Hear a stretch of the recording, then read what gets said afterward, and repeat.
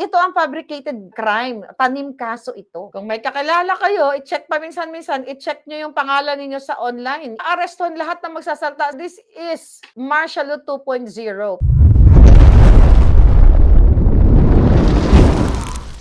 Tumawag tayo sa kampo ni Manong Chavit Singson. Tama talaga yung aking hinala. Kaya sabi ko, ano ba tong headline na ito? Hindi natin alam kung sino ang nagkaso. Kasi kung titignan nyo yung mga headline, minagshot siya, at yan din talaga ang gusto ng mga bangag. Pahiyain. Lahat ng headline, former Ilocos Sur, Thursday afternoon over cyber libel case, according to police report obtained by the inquiry. Puro gano'n. Minagshot, ganyan-ganyan. Nalaman natin na walang ka-idea si Manong kung sino ang nagkaso sa kanya. Bigla na lang dumating yung warrant of arrest. 'Di ba? Ang warrant of arrest, nakalagay yan is people of the Philippines. Hanapin ko lang yung warrant of arrest sa akin, ha. Ito, hawak ko yung warrant of arrest ko.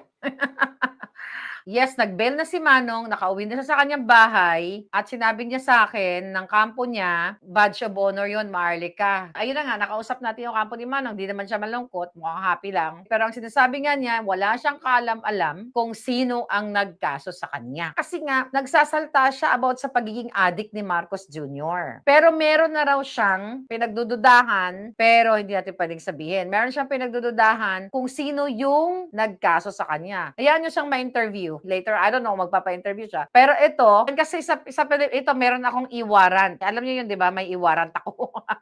Ito, criminal case number, chuchuchucho. Ayan, cyber libel din ako, Manong, Welcome to the club. Kaya kung nandiyan ako, mag-shot na rin ako. It's really a badge of honor. Yes, si Lisa Tanasian.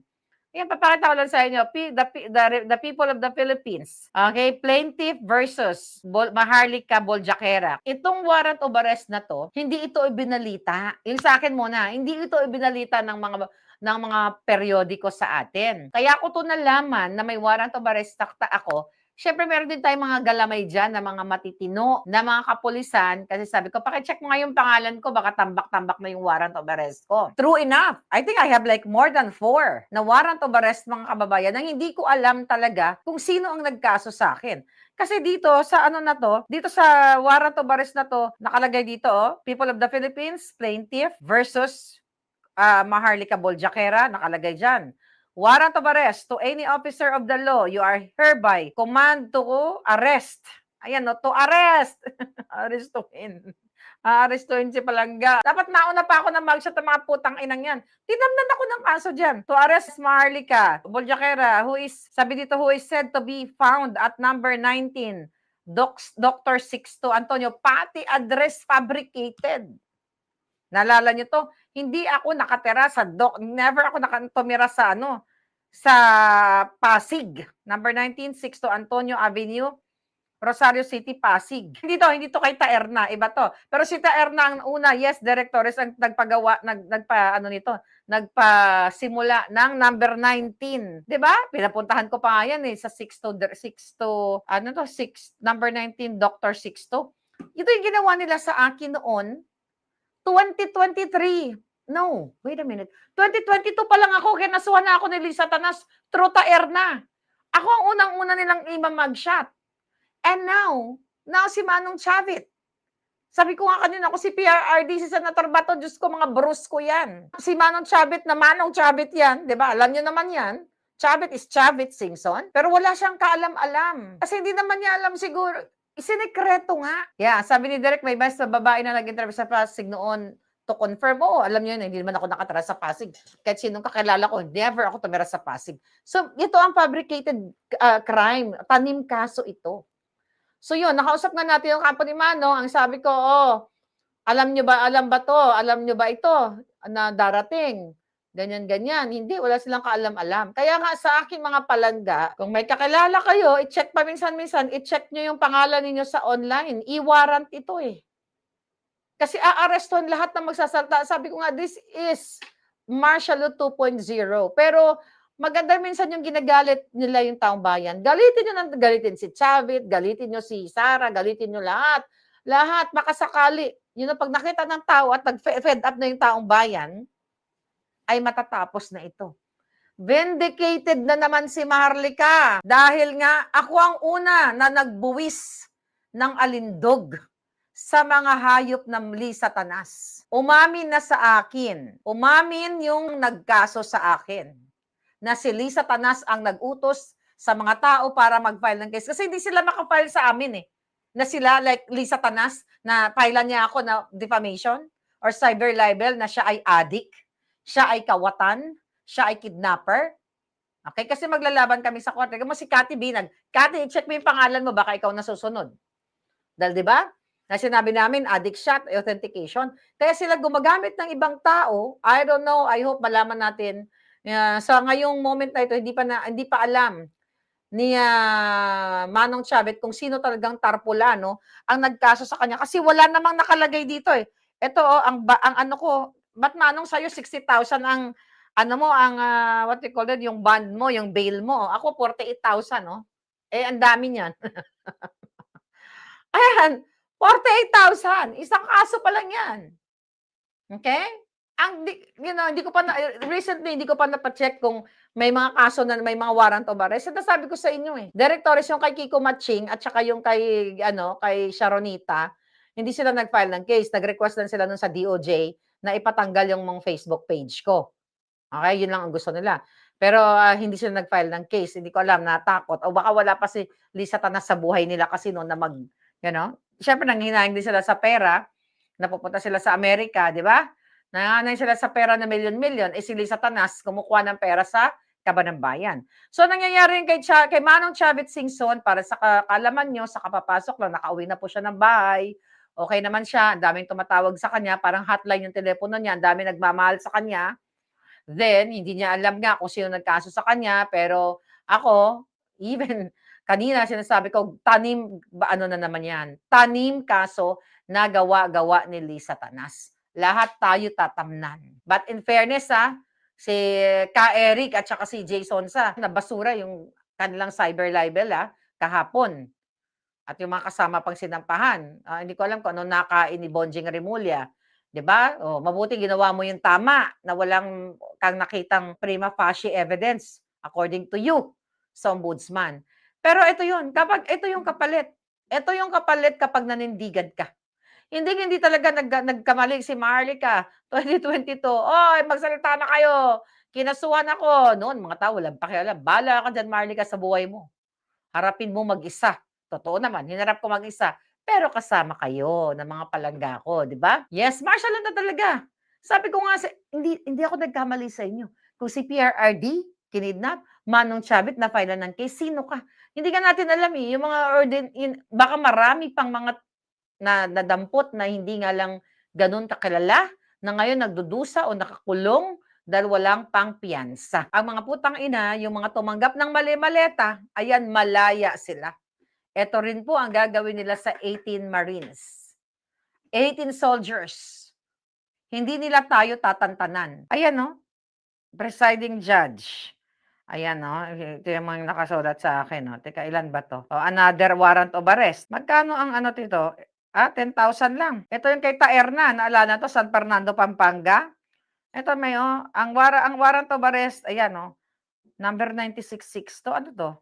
Yung address ko dito. Yung isa, tignan mo. Ito po, nakita ko. Itong warrant of arrest ko, anong date to? Ang date nito, mga kababayan, ay, kailan to? September 11, 2024. Ang address ko pala dito, ang ginawa nilang address na pineke nila, tingnan mo kung di mga sinungaling eh. Kaya darating niya, number 19. Yung warrant of arrest naman ni Taerna, 10,000 ang bail, okay? Ayan na, 10,000. Ang ginamit naman nilang address, number 96. Nakita nyo? Ayan na, 10,000 ang bail, right? Then, ang address is 96. 6 to drive. Ayan, nakita nyo? So, ganito. Sabi ni Begawar, Madam, we must not forget also Channel 167. Basta bigla na lang na-apprehend and jailed ng police doon sa EDSA Shrine. Si Jason Sapa at marami pang ibang dissenters ni Palaka. Correct, si Nelson. Hindi ko natanong si Nelson kung ano nangyari sa kanya. Sabi ni Director Pasig, maraming motel. Oo nga. Yes, Maricel Boyser. Yeah.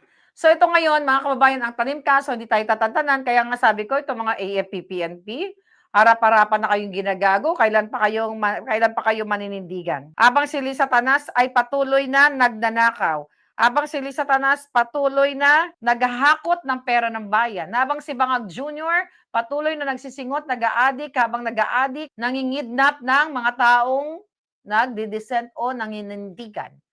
Habang kayo ay hirap na hirap, tignan mo, Independence Day, pinakalat na naman ni Bangag yung kanilang mga USEC, ayan, meron ditong papunta ng Amerika.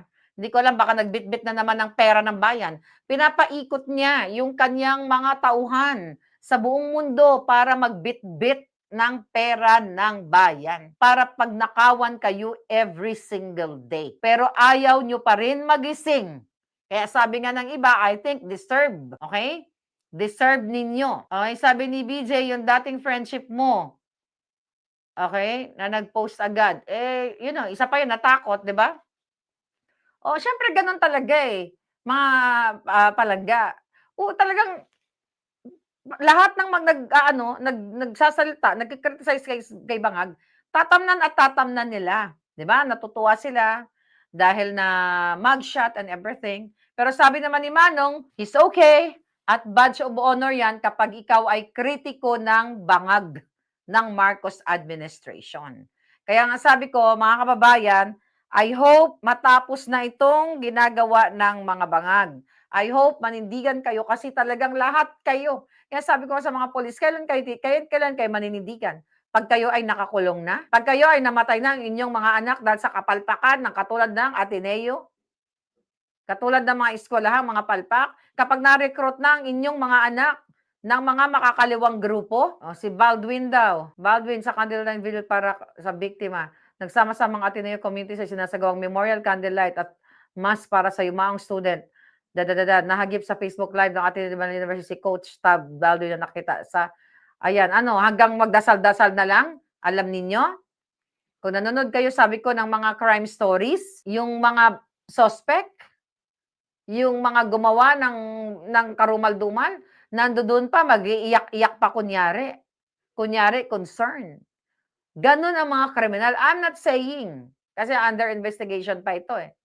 Okay? I'm not saying na siya ay kriminal, siya ay gumorgor o tagtulak or whatever. Pero kasi sabi dito sa balita, syempre, di ba, nahagip ng camera. Okay, sa candlelighting, ikaw, grabe, nandun yung coach, ganyan-ganyan, nakibahagi, nakidalamhati. Marami sa real or true crime stories na ang mga gumorgor, ang mga, gumitgit, gumilit, mga kababayan, ay mga suspect. So, kaya dapat thorough investigation sa nangyayari ngayon sa inyong bayan habang kayo ay habang kayo ay hirap na hirap. Paulit-ulit na lang, sunod-sunod na ang mga kaso. May rumors na kinakausap daw ng mga judge sa probinsya, pinatawag sa Malacanang, ipakulong ang mga, sabi ni sino yon? Malacanang, ipakulong ang mga nagsalta laban sa gobyerno kung totoong may martial law nasa Pilipinas. Ay, Diyos ko, hindi nyo pa ba nakikita? Every single day, martial law. Ayan, yan ang araw-araw, panggigipit.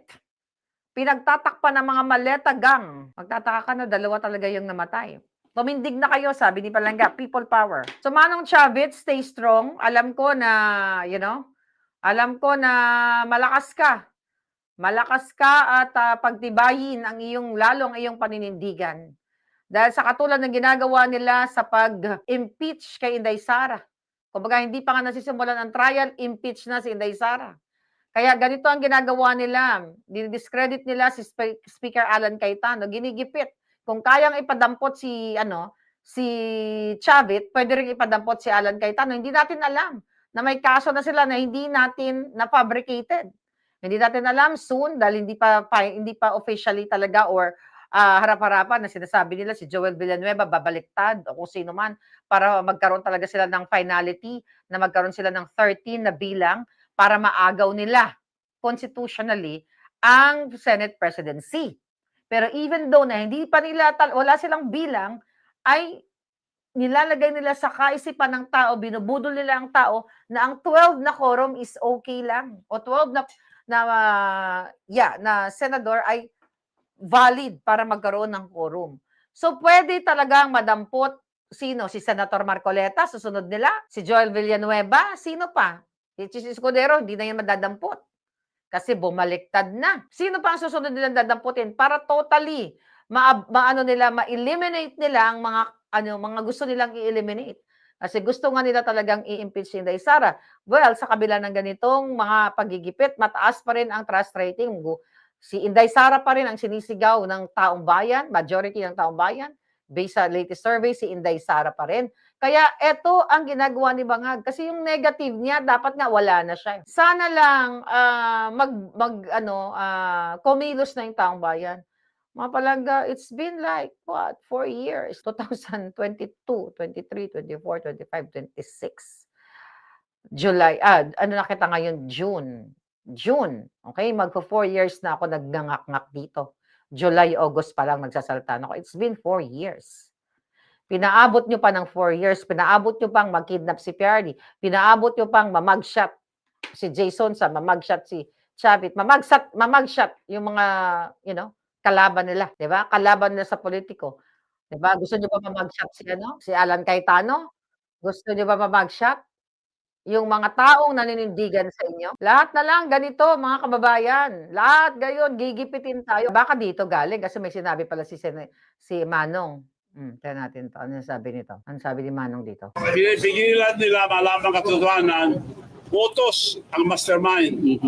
So, adiwanag na sila na nagtakaw, sila pa nagbibintang. Yun na nga. Pinagtatakpan nila lahat na nagtatagip sa mga sinuhalin No wonder. ay kasabwat. Kaya sila ayaw nila malaman katotohanan. No wonder. Dahil ilang beses na akong ginausap, ako kakasuhan daw ako, papatayin. Pinapatay pa ako ng araw eh. Kaya sa akin, patayin na ako matagal. Patayin din ako nung ako, okay lang. Basta wag lang manalo ang mga magdarakaw. Itong impeachment na ito, talagang alam naman nila na hindi sila makakuha Yan yung mga clippings. Yeah. para mapahiya siya, ma-influence yung ang isip ng mga tao na Correct. may corruption siya, para masaktan siya. Yeah. Yan din ang mga ginagawa nila mga kababayan. Nasasabi ko nga, yung kay Inday Sara, pag yung mga ginagawa nila, lahat ng ito panggigipit sa atin. Lahat ito. Kaya hindi nila matanggap. Kaya talagang magiging North Korea na kayo. Gusto nyo ba yon? Gusto nyo ba maging North Korea kayo? Na wala kayong magiging access sa computer ay sa online lahat. Bibilugin kayo. Pwede mangyari ito sa inyo. Kung hindi kayo maninindigan. Ito ang plano ng Bangag. Pigilan kayo. Ang dali-dali lang i-cut lahat ng mga wifi ninyo. Di nyo na ako maririnig.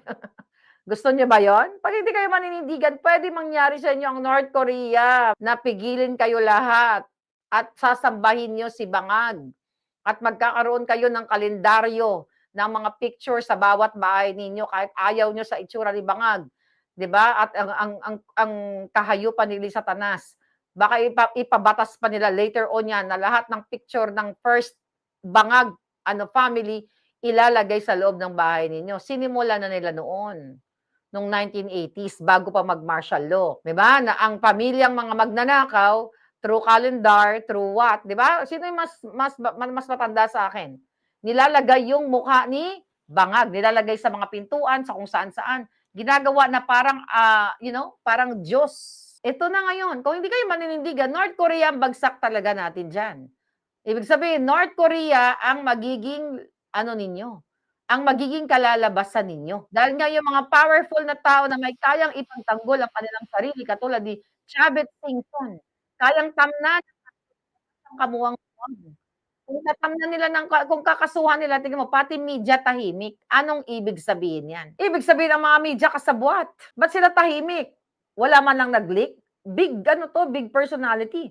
Chavit is Chavit Singson. Bakit nila sinikreto? Para mamagshot nila si Chavit Singson. Para matakot kayo. Matakot tayong lahat. Okay? Sabi ko nga sa kampo ni Manong, alam mo Manong, kung nandiyan ako, nauna ako nagka-mugshot. 2022 pa. 'Di ba? Kaya nga ang ginagawa nila, kidnapping na lang ang gusto nilang gawin sa akin. may assassin silang pinadala, 'di ba? Hindi ako nagkamali sa inyo mga kababayan. Hindi ako gumawa ng kwento sa inyo, lahat 'yan may ebidensya. Kung may kakilala kayo sa mga police, may access kayo, pa-research nyo diyan sa kanilang system. Makikita nyo baka nga 1,000,000 na yung warrant of arrest kasi recently hindi ko pa na-check kung ilan ang warrant of arrest na mga tanim kaso ang ginagawa nila. Samantalang ito, anong ginagawa nila ngayon? Recently lang, si Sia Adjong na sinasabi ng 18 na mga sundalo nakatanggap din ng mali-maleta. Lahat sila, ayan, nag-file ng kaso against sa 18 soldiers. Imagine mo, imbis na imbestigahan, kung may katotohanan ba ang sinabi ng 18 soldiers dahil hindi naman sila gumawa ng kwento para sirain lang yung kapitbahay, nag-away sila. This is about people's money, mga darling. Millions of money para pagtakpan nila, pigilan nila, sunod-sunod sila. Si Garin nag-file, si Tolpokpok nag-file ng cyber libel. Si Adjong, anong pinail niyang kaso? Cyber libel. Against 18, no? Cyber libel. Sino pa? Lahat sila. Lahat ng papangalanan, si De Lima, di ba? Lahat sila, ito yung kanilang way. Instead na mag-open ng clean and honest, impartial investigation, kakasuhan na lang natin itong mga 18 Marines na ito. Pati si Abante, yes. Para hindi na sila magsalita. Para matakot sila, baka sakaling mag-back out sila. Imagine ninyo na dapat ang mga whistleblowers ay idinidepensa, di ba? Pinoproteksyonan. Pero sino ang pinoproteksyonan? Ang mga magnanakaw. Kaya sabi ko nga, nasaan na ang mga military na nagsasalita na sumusumpa sa konstitusyon, sa flag at sa bayan? Asa na yung dignidad? Asa na yung patriotismo kaputang inahan ninyo? Imagine lahat na pinangalan halos na maleta gang magpapile ng kaso, imbis na mag-open ng investigation. Naunahan pa nila si Governor Chavez sa Blue Ribbon investigahan, sabi ni Pisces. Yes, mga kababayan. Hindi nagkamali si Marlica sa lahat ng mga inulat natin sa inyo na panggagago, panggigipit ng bangag administration na ito. Hindi kayo tatantanan, kaya pag hindi kayo manindigan, talaga naman. Okay, tanyo, yung mga GMA wala pa silang alam.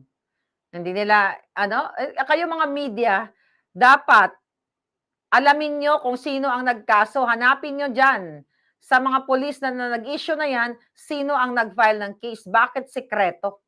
Kasi even ngayon, sabi ko nga, hindi pa rin alam ni Manong kung sino ang nag-file ng case sa kanya. This is unfair.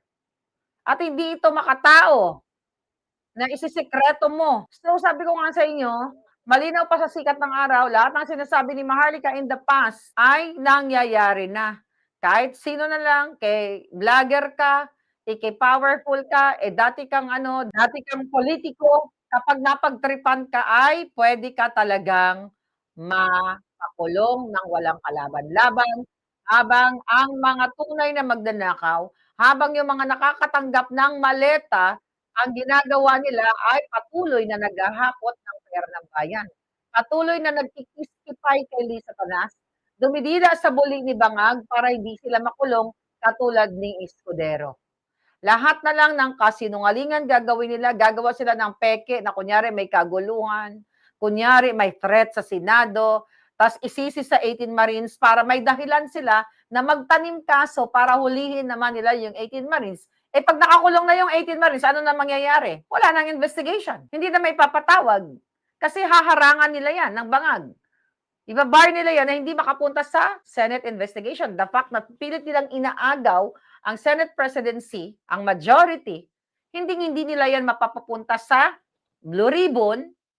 And also, diba, if you compare dito kay Madriaga, dito kay Garma, lahat ng mga dinukot nila na mga testigo mula sa loob ng kulungan na binigyan nila ng platform, binigyan nila ng stage, na nag-iiyak-iyak with their script, basa-basa doon, dinidiin, paluha-luha, paiyak-iyak na wala namang luha. Pupuna si Madriaga sa salamin na wala namang luha. Sa di ba nakita ninyo?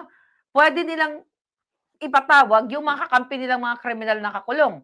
Pero yung nagsasabi ng katotohanan, katulad ng 18 Marines, pwede lang ipakulong, ipagurgur. Nakita nyo na ngayon, anong nangyari?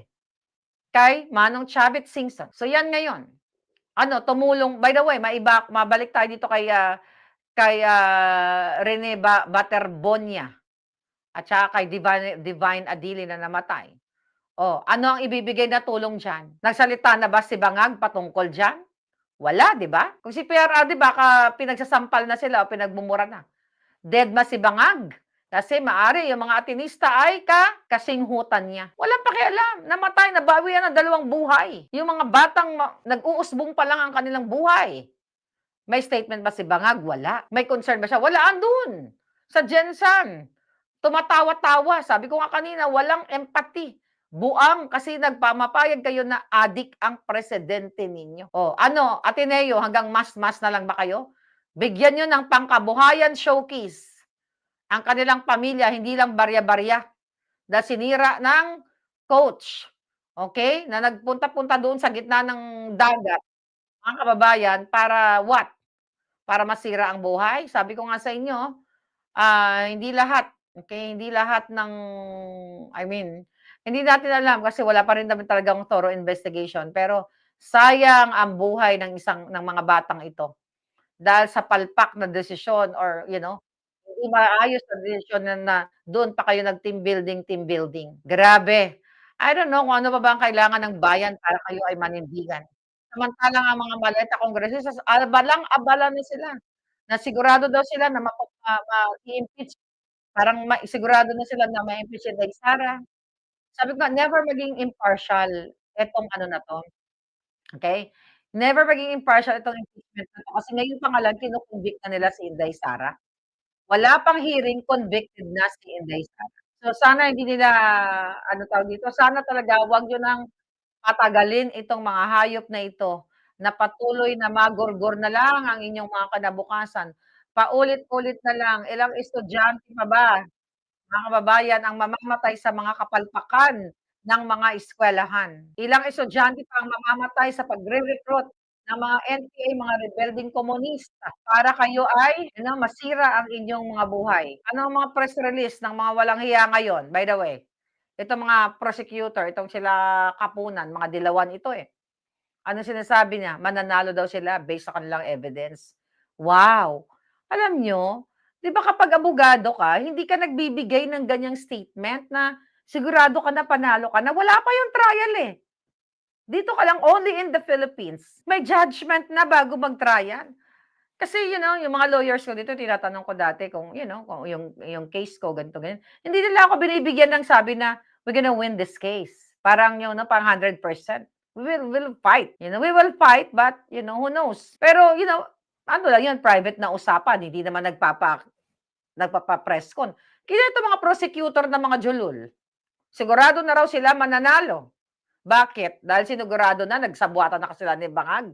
Na gawin nyo lang to, may kapalit kayong maleta. Sabi ko nga, kung gusto nyo ng impartial, litisin muna nila. Magpresenta muna sila ng ebidensya. Pero ang ginagawa nito, ang magpe-preside daw si Bukbuk, si Kilay.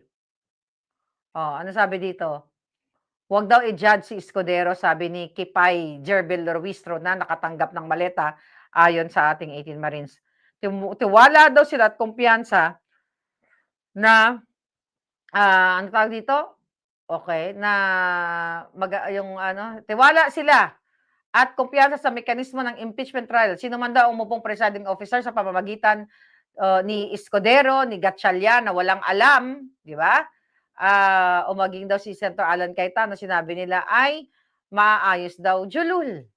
Okay? Nag-usap na tong Bangag na to. Impeach Inday Sara. Sabi ko nga, hindi pa man nasisimulan ang trial, impeach na si Inday Sara. Kaya pilitin nila na agawin talaga yung presidency dyan para matuluyan nila si Inday Sara. I hope kayo dyan sa Pilipinas, hindi nyo papayagan na magtagumpay itong mga bangag na ito. Lahat na lang ng kaputahan, na-hack ang website, kung ano-anong kaputahan ni Clarissa Castro, anong kasinungalingan, anong pag-cover up sa kanyang among adik, habang kayo ay hirap na hirap, paulit-ulit, everyday na lang si Maharlika, paulit-ulit. Habang ang dolyar ngayon ay, ang pera ng Pilipinas ay bagsak. The more na hindi kayo maka-afford na kumain ng masarap na pagkain because you allowed it. Nababuyin kayo ng mga hayop. Pinapayagan ninyo, 'di ba? Na kayo ay balahurain ng bangag administration. Pinapayagan kayo na habang kayo ay dinidilubyo diyan sa Gensan, yang mga hayop na mga nag-o-optics na mga senador na kesyo, imagine mo pumunta sila diyan wala naman silang dalang pera. O, wala silang dalang pera, nag-optics sila, ibibigay daw yung kanilang sweldo. Kanino niyo ibibigay? Do'n sa tiwali, kawatan? Ibigay niyo sa taong bayan. Mabuti pa ang, Office of the Vice President at mga taga Davao, government ng, Davao, ayun, nagtulong kaagad, walang optics-optics. Ang ginawa ni Tulpokpok, okey? Ngayon nagpa-optics-optics, magbibigay kami ng sweldo namin. Puro lahat kasinungalingan, mga kababayan. Ang ginagawa nila ngayon, lahat optics. Gagawa ng kwento na ang Senado ay magbo-boom-boom-boom sa ngalan ng or ang tinuturo nilang suspect 18 Marines. Ulitin ko, walang kakayahan ng 18 Marines na magpa-tsorba dyan. Ang may kakayahan si Matibag, si John Vic Remulla, ang PNP at ang AFP na manggulo. Dahil nakita naman natin, nagkaroon na ng putukan dyan. Gusto nilang gumurgor. Sabi nga ni Bangag, bawiin, hulihin si Bato. Kahit sino pa ang mamatay. Yan ang presidente ninyong adik. But I hope, sa lahat ng mga nangyayaring ito, dapat magising na. Who knows? Maybe we're just waiting for what? Days, weeks, months? We don't know. Baka sukang-suka na yung baka sukang-suka na yung mga hindi supot na mga sundalo. Hindi natin alam. Baka bigla silang sumigaw ng Darna. 'Di ba, mga palangga? Baka bigla silang sumigaw ng Darna at lumipad na sila. Kumusta? Kumusta kayo? Kumusta ang mga kuryente ninyo? Ang taas ng bilihin, ang taas ng electrical bill, tubig ninyo. My God. Ano na nangyayari sa inyo? Sabi ni Mami Cookie, Miss Maharlika, pansin ko lang po, parang tayo na lang ang lumalaban, katulad ni Senator Alan Cayetano at Chavit Singson. At marami pa pong iba. Bakit po si VP Sara Duterte, bakit hindi siya lumalaban? Lumalaban siya pala. Kasi nagot ko to kanina. Ano naman si Inday Sara, lalabas, bitbit ng bratatatatatatat. Hindi naman ganon. Sinabi ko na sagutin ko yan, na pwedeng sumama si Inday sa mga rally, pero pwede siyang tamnan ng kasinungalingan. Oh, nagtawag siya. Tapos manggugulo sila, may babarilin sila. Ibintang kay Inday. E di lalong nadiin yung ating palangga. 'Di ba? Sabi nga, only time can tell kung hanggang saan matatapos itong kahayupan ng Bangag administration. Matagal nang lumalaban si Inday Sara, hindi niyo ba nakikita? Hindi ka naman lalaban wala naman tayo sa barbaric age. Anong gusto niyo, magbibitbit ng Armalite si Inday Palangga at makipagbangbangan? Abogado yan. Alam niya kung anong dapat. Alam niya kung saan siya kikilos. Yeah, inciting to sedition yan. Tama si Marcel. 'Di ba? Kami nga dito ni Spoke Sari, tiyatamnan kami ng mga inciting to sedition, yung mga sinasabi namin na manindigan kayo. Hindi naman namin sinabing, jutulin yung julo ni Bangag. Kasi hindi naman natin gawain yan at hindi naman natin kaya yan. Sila ang mahilig jutol ng julo. Katulad nung Marcos Sr., ang daming ginutol nung unang panahon. But look at the Dilawans, tahimik. Kasi magkakakampi na sila, mga hayop, di ba? Magkakakampi na at wala nang mangyayari sa atin. Oh, look at this hantavirus. Dato Roy, galing to kay Dato Roy. Oh. Dato Roy, how are you? At isang nandirito sa ating Citizens Assembly ay nananawagan kay Pangulong Duterte. Pakinggan po ninyo ang tinig ng mga mamamayan, ang panawagan ng ating kasaysayan. Huwag ilibing si dating Pangulong Marcos sa libingan ng mga bayani. Huwag diba? Huwag ilibing. Lahat sila nanawagan. Pero ngayon, dumidila na sa kipay ni Lisa Tanas at sa buli ni Bangag. Ganito ang itsura ng inyong gobyerno ngayon.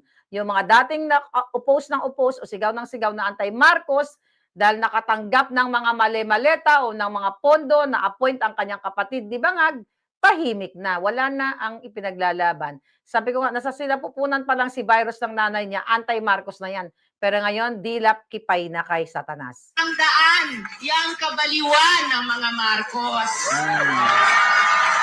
Sabi po ni Pangulong Duterte. Kabaliwan ng mga Marcos, pero ngayon, puring-puri, tahimik na nabasura ang kaso sa Sandigan Bayan patungkol sa pagnanakaw sa Kabanang Bayan. Kaya hindi na kayo magtataka, tahimik sila.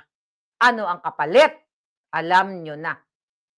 Tahimik ang mga dating anti-Marcos, ginago nila yung mga kabataan noon na kumakatok-katok pa sa mga bahay-bahay, ginamit ni Leni Robredo, ginamit ng mga hayop na to, galit na galit kay Marcos, ngayon dahil binigyan ng 500 million si Leni na budget sa Naga, mas malaki pa nga ang budget ni Leni doon sa binigay sa Gensan ng gobyerno ni Bangag na 100 million. Sa lugar ni Leni, walang sakuna, walang kaabog-abog, 500 million, bati okay na sila ngayon, magkasama na sila, hindi na nagsasalta si Leni about pagiging anti-Marcos niya. Pero ang mga nabiktima sa Gensan, kaluluoy, 100 million, hindi natin alam kung mapupunta pa talaga sa inyo o mararating ninyo o makakarating sa inyo. Bubuwagin niya ang oligarkiya dito sa ating bansa. Hindi po niya mabubuwag ang oligarkiya kung ilibing niya na parang bayani ang isang taong namuno at naglabag sa karapatan ng mamamayan batay sa oligarchic rule. Isang malinaw na kontradiksyon. Pero kapag may naniniwala po sa mga hayop na ito. Kami naman po sa Senado, andito din po sina Senadora Laila, ay isusulong po namin ang hinaing kong resolusyon laban sa isang hero's burial para kay Ginoong Marcos. At buo po ang loob natin ngayong umaga na ating pong maisasagawa iyan. Mga kababayan, ang lugar ng mga bayani ay para sa bayani, hindi para sa pumaslang ng napakaraming bayani. Okay, galing, di ba? Tuwang-tuwa yung mga audience, sa kanya nang galing. Okay, napumaslang sa mga bayani ang senior, pero ngayon, tahimik. Sa ngalan ng what? Sa ngalan ng pabor? Sa ngalan ng maleta?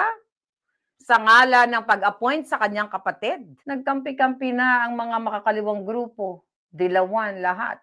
Naiwan na lang ang totoong makabayan. My God. I hope you have to do something for your country, mga kababayan.